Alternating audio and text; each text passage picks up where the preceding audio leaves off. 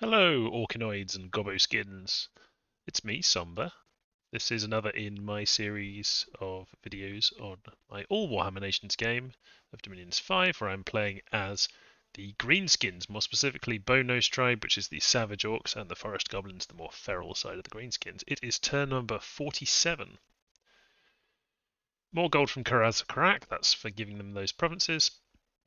We can see that Khorne has finally claimed, I think that was an underwater throne, I guess.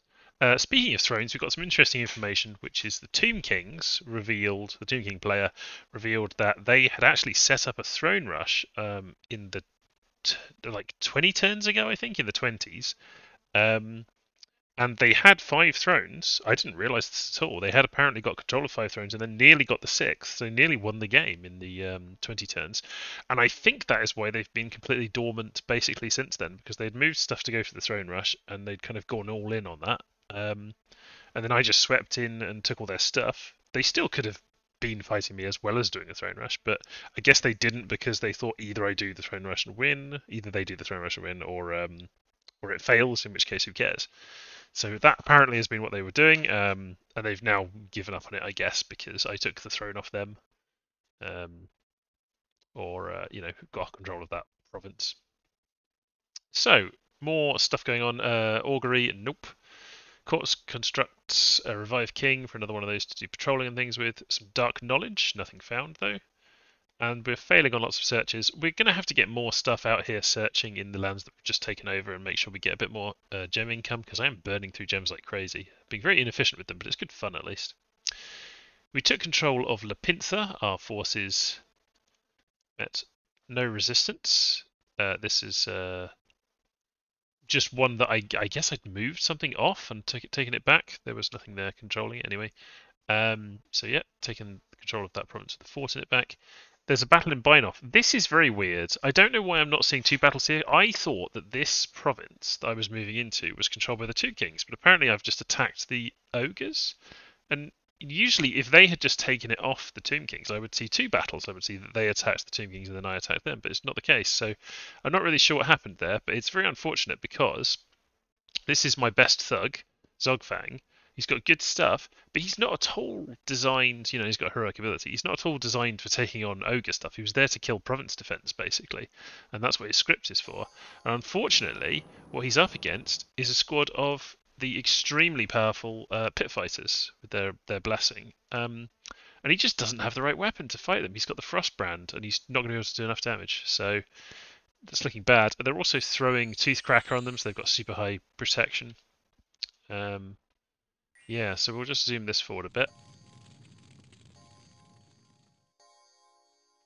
and go normal speed. See, if he'd been on flight and attack rear, I would have done a lot better then, because I would have gone after their Slaughtermaster, but unfortunately he was just scripted to fight against province defense, and while he's very hard for them to hurt, he's going to do absolutely fine not getting hit by them. His shield's going to get broken eventually, and he just can't do enough damage to kill them, and you can see they've got the blood bond and the regeneration going. So if we just zoom this forward a few turns, he's constantly hitting them with fire shield, he's constantly hitting them with his sword, and he's not taking any damage, but he just can't kill them. So he's doing them afflictions and things, but he's got basically no chance of killing them. And they start to hit him, he takes an affliction, battle fright. It's not great for him. I wish he would have run away though, because things are going to go worse for him. But look at that, look how incredibly tough to kill they are. So we killed one of them, I think. But he's taken another hit, he's getting kind of fatigued as well. He took a bad hit there, another bad hit. Yeah, he's starting to go down. And then he finally gets killed. And the fire doesn't manage to burn that one out because of his regeneration. So yeah, pretty bad result. I don't want to be fighting the ogres.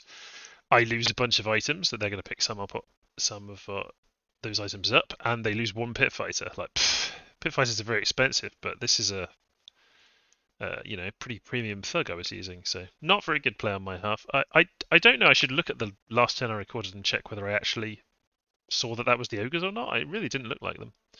Anyway, our other thugs attack underwater. We've got one over here. He's the one that's got the Scutata Volturnus and a bottle of living water, which is very effective underwater. This is just some Tomb King province defense. not a problem. And we're attacking Blackwaters as well. This is another thug of ours.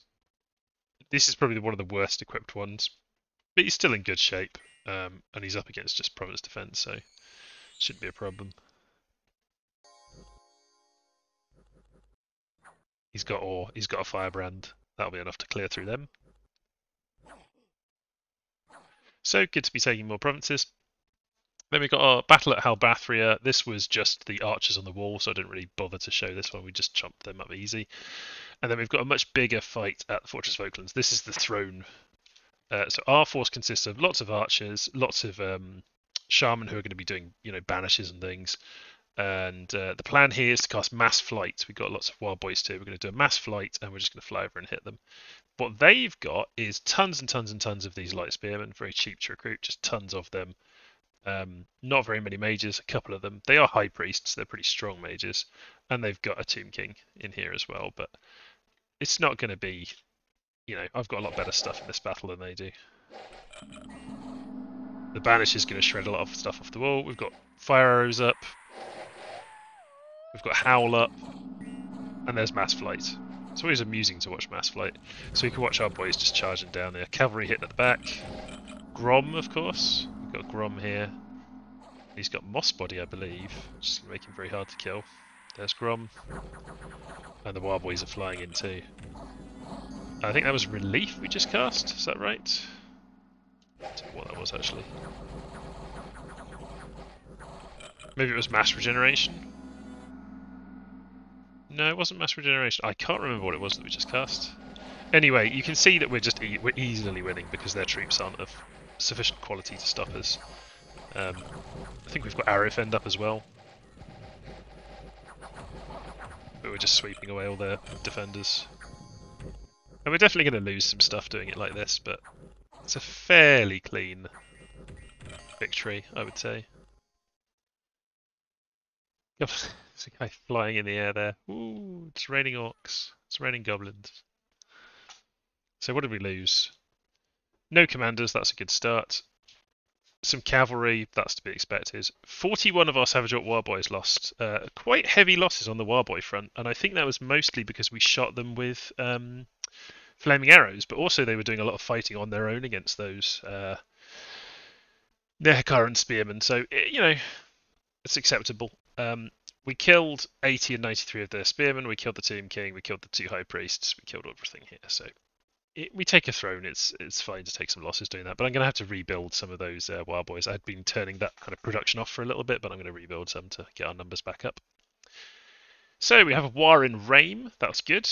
This is our third war. It's War Scumzog. So another.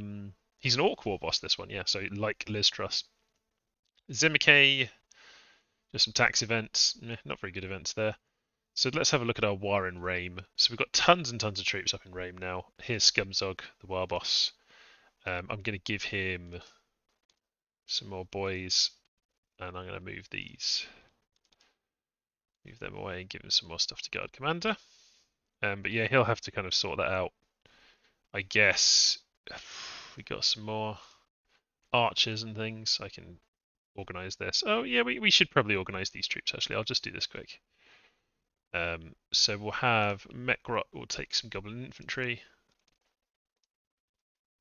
Don't sleep on Goblin infantry because they're size 1. They actually can do pretty well, especially if you put Strength of Giants on them. It's more of a thing for the other faction, Black Crag, to do Strength of Giants, but we can do Strength of Giants too. We just don't very often. Archers. Got some more archers there, so that's full of archers. Yellow Eye has also got tons of room for stuff. Let's tell you what. Let's move the cavalry over to Yellow Eye. Give him control of this Goblin cavalry, and then he can take more archers, more Goblin infantry down there.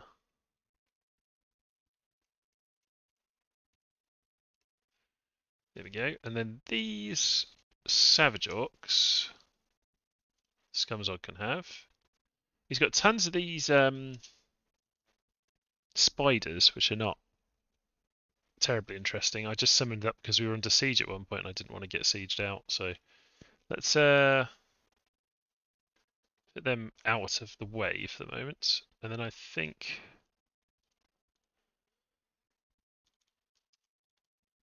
let's have some cavalry sorted out here.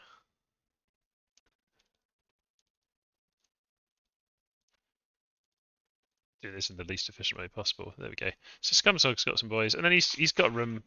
We could put some archers on there, some spiders on there.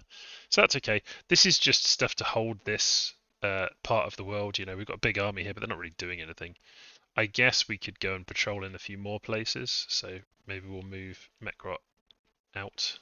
He can go and patrol somewhere else. Anyway, back to the messages.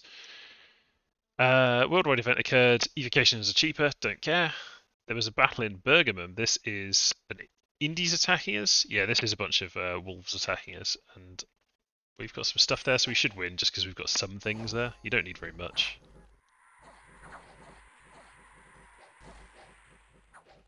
Yeah, my bodyguard should keep that shaman safe, and they do. That was lucky. Have we broken into anywhere? No, we've started to destroy some places. Okay, so what are we doing this turn? Well, overall, strategically, what we're doing is trying to get the remainder of these territories under control, the Tomb Kings. I presume someone's going to attack us. We've definitely had, as far as I'm concerned, a declaration of war from the Wood Elves, so we will hit them at some point. But for the moment, I'm just going to like lay low, I think, because I don't want to directly start a war with them until I've got this more under control. So the objective at the moment, get the Tomb King stuff under control. Definitely take Nehekhara. Definitely try and get hold of this throne. It's quite far away, and we could have somebody else go after that one. If they do, I will fight them for it, I believe. Seems fair to do so. You can see that Khorne has reinforced their throne a lot, and I'm not really worrying about trying to win this game. You know, I'm just playing for fun. I'm not really specifically going like, oh, here's my plan to win. I guess if it does come up, I'll just try to win if it's available. But that throne's now going to be quite hard. What we could do though is summon up some Queens of Elemental Water, and we would want to get them into this. There's a lab here, so we've actually got Satyripper is moving down this direction. So maybe what I'll do is just move her into this lab. She's got could she? Yeah, she could have the Ring of Wizardry on as well, so she could get up to 6 water. We could do with having Queens of Elemental Water to help us if we want to go and try and take that throne. Khorne have obviously put a lot in there. They've got a Sea King, I imagine, and all kinds of stuff in there guarding that throne, which makes sense for them. The other thing we could do is use Barrels of Air to just build a huge force of troops and take it down there. It's not a great plan, but we could definitely do it. Anyway, elsewhere, we are forging Staff of Storms. We are forging Lifelong Protections, which I'm going to start distributing out to thugs because they're very effective. And they're just generally useful. I want to just keep using it. I think that's what I'm going to use my Blood Slaves for. I'm not really going to research blood magic at all. I'm just going to make Lifelong Protections because they're so good. So we'll just make those. We'll make like 3 of those a turn for a while until we've got tons of those kicking around. Getting some more Earth Boots because I want some more Earth Casters, at least like Earth 2s, I guess. Is that a sensible use of Earth Gems? It's probably not, actually. Do we have anything better that we can make? Crown of Titans is really fun. I think maybe I should make Crown of Titans just because it's amusing, right? It's not particularly great or anything, but it is really interesting, and I think it's cool for the Orcs to have stuff like that. Yeah, let's do a Crown of Titans. We are just researching and so on over here. Yeah, you're not using any of our big stuff. So yeah, just Staff of Storms. That's really the only important thing that's being built this turn. Forged. Maybe we should be doing more forging this. We've got a Dragon Helmet going there. I'm just a bit, now that I don't have infinite nature gems, I'm a bit more kind of conservative in what I'm ending up forging. Let's have a look. Do we have any air forging that we could do? Not really. We're doing a storm spool because we've got another potential corpse construct guy down here. Gorkzilla, you can see, has not really managed to heal any of his stuff. 1, 2, 3, 4, 5, 6, 7 things. Hopefully at some point he will heal because we've got Gift of Health going. I'm kind of hoping that's the case. Because otherwise he's not super useful. We've got some thugs that we're kind of equipping up here, but we need some more stuff for them. And then I was planning on using them to do a quick bit of attacking of the Wood Elves if they cause any trouble. But for now they're just researching because, you know, why not? I think we've got any spare shamans that we can send? We've got Oakthrog. He might. Is he the guy who cast? No, because Oak of what's it called? Ancient Oak, Oak of Ages, whatever it's called, has gone now, so he's not responsible for that anymore. The Obsidian Waste has not yet been site searched, so I'll just send him to do that bit of site searching. Yeah, not a huge amount happening. Moving stuff over here to try and siege Nehekhara. You can see we've got a reasonable amount of stuff moving over, so we'll break in pretty soon, and we'll just send in our troops and try and roll through that one. Down here, I guess I could move these troops to try and take this, but if the ogres move in, I'm not actually sure that this army would be able to beat the what the ogres have sent. Although if they didn't change their scripts, it would, because they weren't protecting their rear sufficiently. Although their troops are berserking, so would that help? That's an interesting question. I guess that's kind of something worth me thinking about. I'm going to send them to siege that. You know what? When it's silly for us to shy away from a fight. If the ogres do end up attacking us up there, it means they won't attack either of these provinces. So I'm just going to move this force over here onto the throne, and maybe they'll just think it's a more powerful force than it actually is, and that'll be fine. Lepintha. We have started to destroy, but we need more time. Okay, let's do that. I think that's it for this turn, so I will see you next turn. Welcome back, it's turn number 48. Let's see what it brings us. Research and Conjuration is completed, that's up to level 7, I believe. What does that give us? Well, let's have a look. At level 7 we have the big elemental summons, of course. Mound Fiend, Harvester of Sorrows, and Wraithlord. I don't particularly want these because they're Death 3, I believe. Wraithlord's immortal, but we don't have very many Death Gems. We can't be messing around with that too much. Awaken Ivy King is kind of interesting, but I believe he's another Nature 3.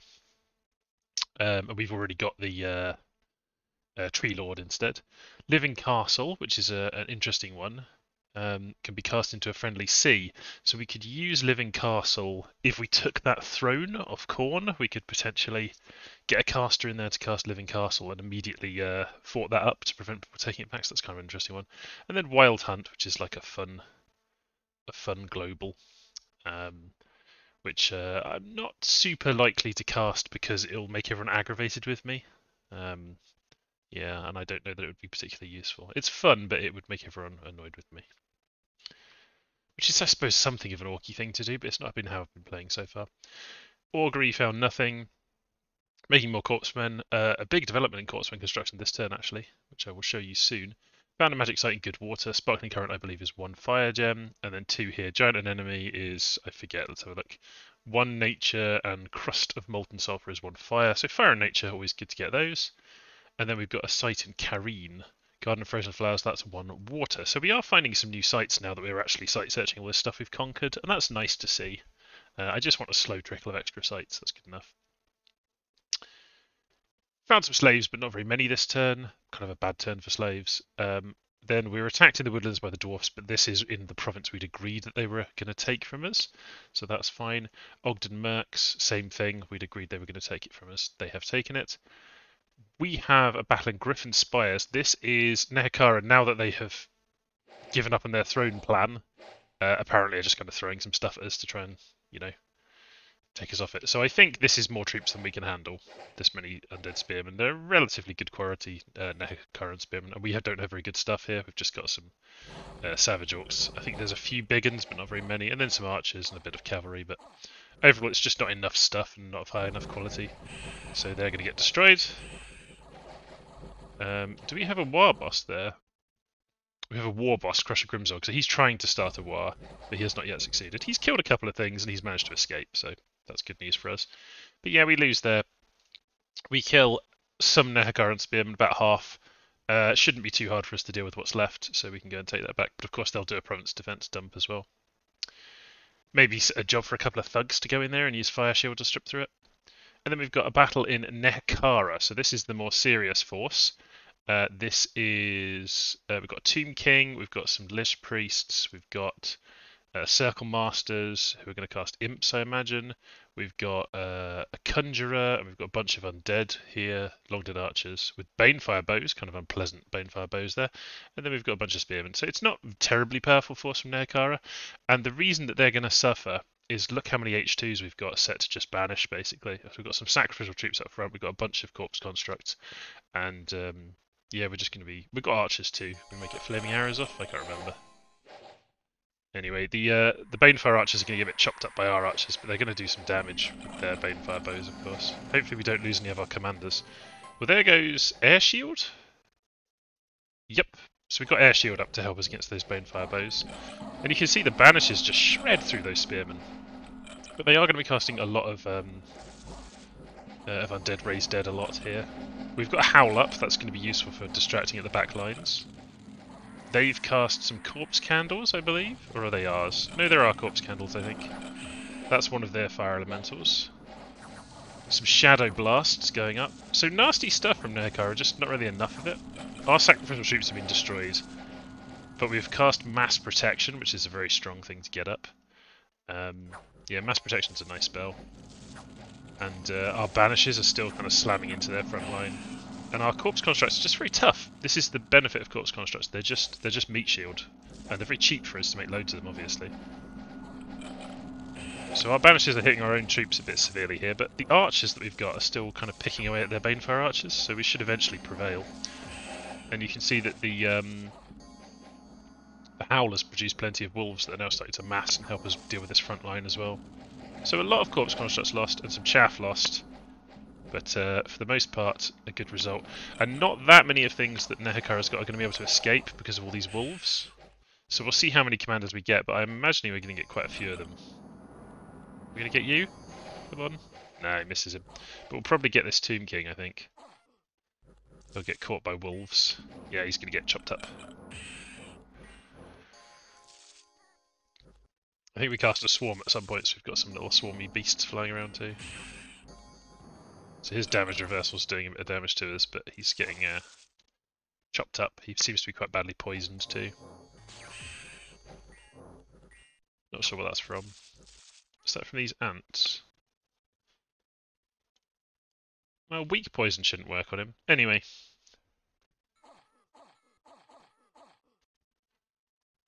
Decay from the Banefire arrows kills a few things. So overall, very bad for Nehekhara, for kind of finishing off a lot of their stuff here. I imagine that was most of the casters that they had, so I think Nehekhara is ready to be dealt with. I'll just get more troops in there and storm that. Didn't lose any of our commanders. You can see the power of the Banish here, killing so many things. Lost 58 Corpse Constructs. Oh well, that's a couple of turns of them. Or maybe more than a couple. And then we just lost some Chaffy boys. So yeah, overall pretty good for us. Unexpected events. Nikia, we get Aimless Bag of Wine. That's always nice to have. Bono's Tribe. Wurzag, the Great Green Prophet, has joined. I will show you Wurzag right now. Here he is. So Wurzag is a good caster. He's a priest level 4, which is very nice. You know, very nice to have things like that. He's got good stats and so on. You could potentially do some thugging and stuff with him. He's got an absolute ton of hit points because of Gift of Health. He's got the Baleful Mask, which auto-casts Mind Burn every round, which is very nice.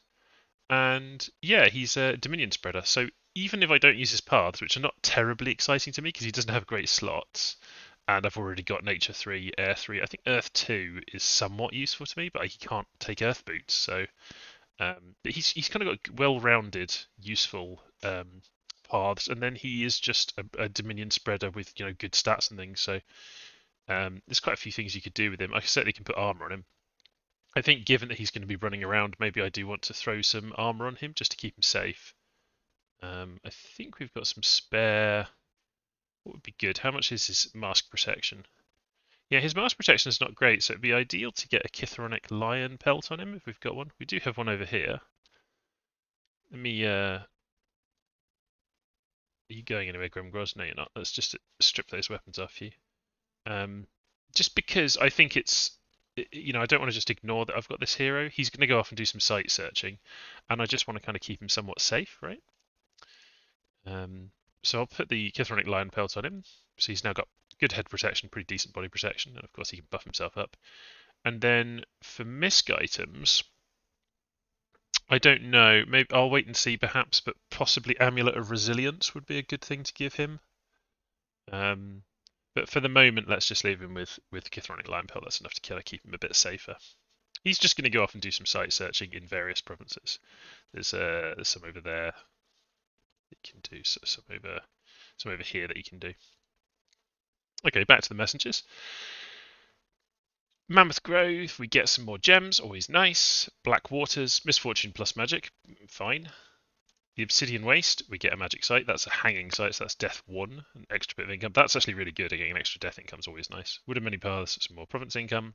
A worldwide event is scared. Units have gotten younger because of the Throne of Life, which is probably we don't particularly care about, but I guess it's kind of nice to counteract all of the years of burden of time that have been flying around. It's a nice thing to think about the people of the world feeling slightly better for once. We've started to destroy the fort in Nehekhara. Oh, that event was because we'd claimed the Throne of Life, of course, and I will show you the Throne of Life just to make sure that you get a look at that.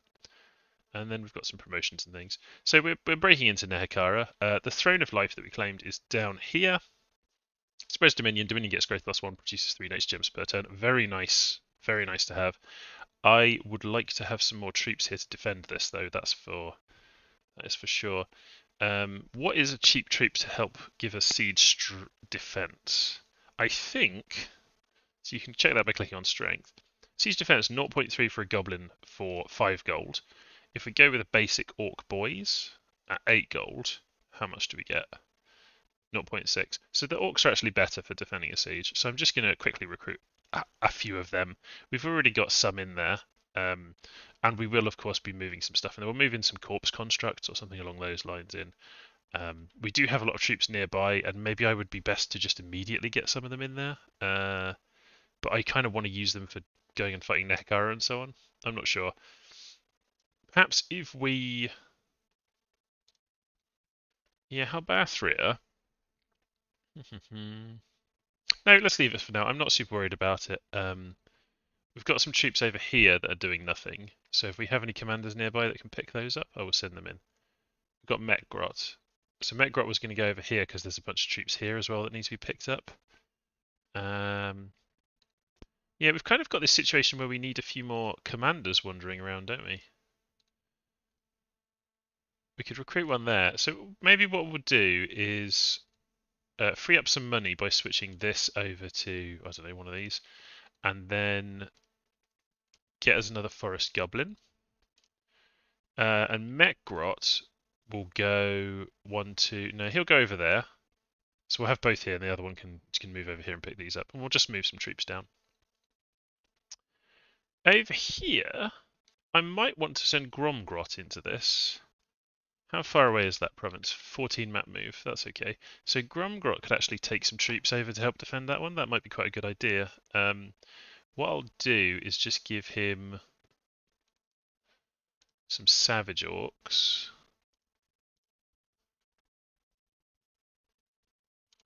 And forest goblins. Just, you know, whatever I've got hanging about, really. I don't really want to give him big uns exactly. I'd rather just give him basic savage orcs and use the big uns for other stuff. Anyway, Gromgrot's got some troops, and we'll send him moving over there. Why can't he reach it? Now it takes 18 to move there. Do we not have the right survivals? Does somebody in this not have the right survivals? Well, they look like they've all got the right survivals to me. 14 map move. Are any of them wounded? Let's toss the wounded ones away. Why can't he... Why is that 18 map move now where before it wasn't? Is this a mountain pass thing? No, I don't know. Anyway, I'm not gonna overthink it. He can just take a couple of turns to get there, it's fine. So Gromgrot's gonna go back and take some troops there. Over on Nehekhara, we are still sieging, but of course we're preaching as well. We're doing site searching over here. I was going to go and hit this with thugs, but unfortunately Novgorod's gone mad, and I don't know that Morzog on his own could take it. I think that could go wrong quite easily. Potentially not, but they're going to do like a PD dump there. I imagine they're just going to kind of attack me around here, so he's going to move here in case we get some troops there that we can fight. And yeah, but I guess maybe he's going to move across the river here to try and fight at Nehekhara. It's possible, isn't it? We'd like to just get more troops down here, and they are coming. You can see there's quite a big army stomping its way down. Do we have some more gold here now? Can we get some more? There you go. Just get a bunch of orcs to help defend that. Elsewhere, what are we doing? So I've decided that I am going to throw up, partially because I haven't cast it in a while, and I'd quite like to cast it. It's not a very good reason to do something, but I'm going to cast Stellar Focus. I'm going to cast Stellar Focus because I don't have that much else to do. I'm going to put 40 gems into it, which means within 8 turns it will have paid itself off, which is not actually great. So I think, it's such a bad idea to cast Stellar Focus. Maybe I'll minimum cast it, but then the risk is that I just fail to overcome any of the globals that I'm trying to overwrite. I'm not going to overcome Gift of Health if I hit that. I don't know. Globals are such a weird gamble, and it's such a lot of gems. I think I am going to cast Stellar Focus, but maybe I'll just put in. No, I'll put in 40. It's fine. The game will go more than 8 turns, I'm pretty sure, but we'll just cast Stellar Focus. We'll have the income. It's fine. Let's not overthink things. We're forging more lifelong protections. We've got a bunch of lifelong protections now, and I would like to get them, into battles. I think Liz Truss, the Prophet. Would you be a good candidate to have lifelong protection? You basically just want to have lifelong protection in as many battles as possible, but it's cursed, so you need to put it on the right mages. So anyone that's moving in and could be around Nehekhara is a potential lifelong protection carrier. But you want people who are quite mobile, and I guess the Prophet's not that mobile. So ideally, I would be putting it on these guys like Grotgit. Perhaps what I'll do is I'll put a lifelong protection on Grotgit, and I'll send him over to Nehekhara, and he can join the forces there. He was going to do some site searching, but we can send other people to do site searching, like Toothkick over there. Gromgrot does not have access to it. That's fine. We'll keep the other lifelong protections from now. We'll work out where they're going to go. We could definitely use some when we punish the Wood Elves for their overwriting our Mother Oak, they're definitely still on the list for doing that. They're still in my crosshairs. I've not forgotten that, but perhaps they will think that I'm not going to retaliate against them. But I will. Going to have these thugs go and attack them. That's interesting that there are underwater provinces there that I could potentially just knock through the Wood Elves to get to. That's kind of interesting. I think the dwarfs are probably going to go after those, but down here in the world of underwater stuff, we're casting up Sea King's Court, and the reason I'm doing that is that even if I do get a Queen of Elemental Water or 2 and use it to go after this Cornish throne, I'm going to want some kind of blockers and stuff. And the Sea King's Court is a somewhat economical way of getting a bunch of big, thick, fat sea trolls to get in the way, and also you get a Water 3 caster out of it, and having more Water 3 casters is obviously very strong. So we're going to have a Sea King's Court, and that's going to help the what they called Cocktied in this potential, moving here, moving there. Like I'm going to kind of hang back a bit, but we're going to move down here and attempt to maybe take that one at some point. Yeah, so we're going to do Sea King's Court for now, and also obviously it gives you 1 water gem per turn, so the sooner you do it, the better, really. Over here, are we forging anything else fun? Not really. Taking a bit of a break from forging fun stuff. We've got quite a lot of items in our treasury that we're not using. We've got a few thug kits, as you can see. I think that we've got boot slots, we've got swords and shields, we've got armor slot. Maybe we could use another Chithronic lion pelt or 2, I think. Have we got anyone who can forge those? We've got Durgut. Are we using our hammer for anything this turn? I don't see the hammer. There's a smasher, annoyingly looks just like a dwarven hammer. I can't imagine that I gave the hammer to somebody else. Oh, it's on him. Crusher Grimzog. Okay, put it down. Put it down, my boy. Take up that hammer. Got anything good that we can do? I mean, there's lots of different choices, but it's the Chithronic Lion Pelt is such a classic one. Mirror Armor is good for magic resistance. Armor of Knights is just good in general. But Chithronic Lion Pelt is cheap in Earth Gems, which is good. I'm just going to do a Chithronic Lion Pelt with him, I think. Not Not really forging anything else there. Kind of got enough stuff. Air gems wise, would like to forge some more things. I just forged a Staff of Storms, and the Staff of Storms I sent down here because it gives a huge bonus. Here it is to Corpse Constructs 5. If you look at the other bonuses, this one gives you 3, and the Storm Spool gives you 2. So yeah, a significant bonus to just making more Corpse Constructs. So I definitely wanted to get that down there and active. And the Staff of Storms is extremely good because you can boost up all of your air mages with it because they can cast Storm Power. It also, because it puts up a storm at the start of battle, it stops enemy flyers, which can be quite important if they're going to cast Mass Flight and you're not. So I really like the Staff of Storms, and I'm tempted to just forge another one because this gives a fixed discount, doesn't it? The Dwarven Hammer. Yeah, it's not a percentage discount, but Grubman Smasher. So he could forge. We've got loads and loads of air gems, so another Staff of Storms is nice. It costs 40, but then of course we get a 20% discount on that. So yeah, significantly cheaper, and yeah, it's a very useful thing to have. It's going to help us with corpse constructs in the meantime while we're not using it. We can just have it because it'll transport down there in the lab and make some more corpse constructs for us. An extra 2 per turn, not to be sniffed at. I think that it's probably worth making one of those. So you can see that cost 32 gems. But if you think about that as giving us an extra 2 corpse contracts per turn, and then when we need it, it's very useful for getting Storm up. We'll have 2 of them, so we can put them in 2 different places at once. That could be worth doing. We don't want to use up that many air gems. We've only got 17 per month. I think that is pretty big income actually. The 17 per month is not bad. So it's only a couple of months worth of air gems, or other things that we could forge with him. We could go for Pocket Ship and do stuff with that. We could go for Barrel of Air to bring stuff underwater if we're really concentrating on that underwater throne. I don't know that I am. Flying Carpet obviously is very useful. But also we could have Bag of Winds. Bag of Winds is very expensive, but it does get you that air magic booster, which is good for making sure you've got those. Like I could give Bag of Winds to Wurzag and get him to Air 4. Being at Air 4 enables you to cast quite a lot of stuff. I believe you can get Fog Warriors and so on. We could also use some Wall Shakers for when we just quickly need to siege something. So there's quite a lot of good stuff you can make with air magic.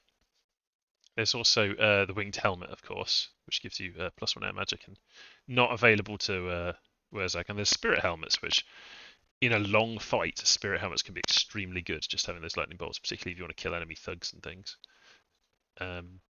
Yeah, there's quite a lot of good stuff. I think that Bag of Winds is only useful specifically when we need it. I think maybe I'm gonna just forge the Staff of Storms. I feel like I have enough air gems. I know I'm gonna cast very soon. In fact, I think within 2 turns will be at Conjuration 8, and I will be casting the Queen of Elemental Air 1, 2, 3, 4, 5. I've got 5 air magic, of course. It's 50 though, so we'll be able to afford 2 of those, 2 turns in a row with our gems, maybe even a third one. So let's just do the Staff of Storms for now. We can get more corpse constructs. So that was a lot of blather for me to say yes, I agree with my decision. You have got Brazen Vessel, that's fine. Yep, so a bunch of more lifelong protections and some more Sanguine Dowsing Rods, and we're continuing to move our blood economy. We've still got tons of these, but having all those lifelong protections is super nice. They're so useful in combat. Vin Diesel over here, he seems to be getting better. Is our god improving? He's got 7 afflictions. Did I say that he had 8 the previous turn? I don't know. What I do know is that that's going to take quite a while before it fixes our god up. Gift of Health. It's a nice idea, but it's going to take a while. And it's never going to fix the chest. I really wish I hadn't put the Crystal Heart in him. I thought it was the Reinvigoration one, but it isn't. It's the Second Life one. I wonder if it's just going to keep trying to heal the chest wound, and the Crystal Heart will keep stopping it by reapplying the chest wound. I really hope that's not the case, but it could be the case. Anyway, I guess we'll see, won't we? One thing I wanted to check was who it was who cast my global. I think it's Thumpin' Zog. Yeah, here he is. So Thumpin' Zog, we just have to remember this guy over here with his Tree Lord staff. He is the one who cast Gift of Health, so we want to keep him safe. Anyway, I think that's everything for this turn. Can't storm Nehekhara yet, but we will soon. Gonna send stuff down and try and knock over this stuff and make sure we get hold of that throne. By getting kicked off that throne, theoretically anyone could attack it without it really being a war with us, but I would be willing to go to war with people over the throne because, just to remind us, if we go over to the Thrones of Ascension, we need 12 to win. We control 1, 2, 3, 4 thrones, that's 8 points, so we just need 2 more. It's 6 thrones to win, they're all level 2s. So yeah, we can get a couple more. There's the one that's underwater, Throne of Water there, that's potentially within our grasp. And of course, this one down here, the Throne of Air, is obviously within our grasp. So if we took the Throne of Air, we'd only need 1 more, and I expect people would react very quickly to anything we did in that case. We may even find that the dwarfs go after this now, immediately. But we have blocked off their direct routes to it. They'd have to magic phase over there. And maybe I would go to war with them over that at that point. If we did get that one, then the next throne that's obvious to go for would be Lucky Lake, that Throne of Water down there. But there are other thrones that I could potentially get up to as well. There's Khorne's got another one up there. There's one over here that was being taken by the Tomb Kings, which is bizarre, but it's in the middle of this war, which is going back and forth. Well, let's see. That's enough for this turn. I will see you next turn. Bye for now. Hey, welcome back. It is turn number 49. I'm going to make this a fairly quick one because I'm a bit short on time this evening. We got some gold from Karazakrak. I think that's the last of the gold they're supposed to give to us. We cast Sea King's Court, giving us our Water 3 caster and much patrols. We got an Augury, didn't find anything. We did cast Stellar Focus, so I realised that the number of globals in the game is not 5. You can't tell how many globals the maximum number is in a game, which is a bit weird. You can't see it in the game settings, but it looks like it's probably 7, so we could get another global up even. But yeah, Stellar Focus is nice to have. We found a magic site in Kareen. It's the Enchanted Pyre. The Enchanted Pyre gives us 1 fire gem per turn. And we found a magic site in the Obsidian Waste. Garden of Frozen Flowers, which I believe is, just 1 water per turn. And we also found a site in the Earthshell Mountains. That's Goldleaf Tree, which is 2 fire gems per turn. Pretty nice. We're finding some good stuff here. And in the Dawnlands, we also found a site, Ancient Temple, which I believe is just 1 astral per turn. So our astral income significantly increased because, of course, Stellar Focus gives us 5, but that's going very well. There was a battle in the Salt Plains that we saw. This was just the ogres destroying Bretonian province defense. We don't need to watch that. Very simple one. They won very easily with their super pit fighters. And then no battles from us, and we get to see some sneaky enemies getting picked off by some of our patrollers. We get some events. We've got a big boss in Cormark. In Baptize, we get some death gems. In the Dead Forest, we lose some defense. I'll just put that back up a little bit with my remaining gold. And in Slanesh, cursed, but we got some nature gems. That's fine. So let's just check with our Savage Orc Big Boss. Did we move those troops? So yeah, we got some troops here, and they actually can be added. I just pick these up and add them to his stack. We'll just have these archers. And then I think we can take 1 goblin as well. But yeah, he's, I believe, just patrolling at the moment, so that's fine. And then what are we up to this turn? Well, we've breached Nehekhara, so we'll be storming that this turn. So let's have a look there. Nehekhara. Now, I've not got the best breaching plan here. It's basically mass flight, mass protection, and howl.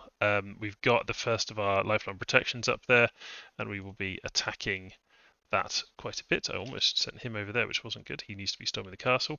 So we're attacking Nehekhara there, doing a storm with, all this stuff. Gonna just fly over and try and beat them up. I hope they haven't got some really powerful immobile pretender who's just going to wreck me. It could happen. Anyway, I'm sending these troops in. I haven't spent a huge amount of time on this turn, so I'm not overthinking these things. Over here, we're attacking with these 2 thugs at the same time. There's going to be lots of province defense there and a big army, so I hope they'll be okay. If not, oh well. In they go. We could back them up with one of these guys, but yeah, it doesn't quite seem worth it, does it? I think the thugs are going to be trusted to just do that on their own. So we'll leave them a thuggin with their fire shields. And I am also attacking the Wood Elves. So I'm attacking them over here with some stacks against this province. This one's got quite a lot of province defense, but we're sending in a thug there. We're sending in a thug here. And we're sending in a thug here. These have lifelong protection, these thugs. This one doesn't, but the other ones do. I think actually I might make sure that you have it too, because I don't really want the watering on them right now. So we'll have lifelong protection there as well. So yeah, we'll see how our lifelong protection thugs do at knocking over some wood elves. As far as I'm concerned, they declared war on me by overwriting Mother Oak. So this is a response for that. I don't know that I want to go into a massive war with them and push for this throne or anything, but yeah, I think giving them a taste of a bit of orc vengeance might be a good idea. We didn't get any big research done this turn, but we are forging some elemental armor and some other bits for my god, who is using the flying boots to come over here and potentially fight wood elves. And yeah, just forging the basic kind of stuff we've been forging the entire time. There's another firebrand going up, elemental armor. There's a frostbrand going up. I think we need another shield actually. Is anyone in a position? Grab tooth. You know what? I could always just use more shields. I think that the eye shield is fun. I'm bored of fine shields. I'm just going to forge an eye shield. So yeah, that's pretty much it. Bit of forging. Not casting anything particularly huge. Keeping these back for the moment. Maybe we'll go and have a look at those. But we're going to do the Queen of Elemental Water and the Queen of Elemental Air if we can next turn. Because research-wise, we're about to get there. Yep, we've got enough that we'll be rolling that over into Conjuration 8 next turn. So yeah, should be able to get Queen of Elemental Air and Queen of Elemental Water. So that's something to look forward to. Not much else going on apart from just trying to polish off these Nehekharans. And as soon as we've done that, we'll hopefully have some armies free to fight the Wood Elves, who I imagine will be quite a lot more annoying. But they haven't quite managed to finish off Kislev, and I know they're kind of stuck, you know, fighting some other stuff as well. So maybe there's an opportunity for us here to just throw them off balance a bit by this sudden attack, and they'll have a lot of stuff to worry about. Maybe they'll kind of go on the defensive, which would be nice.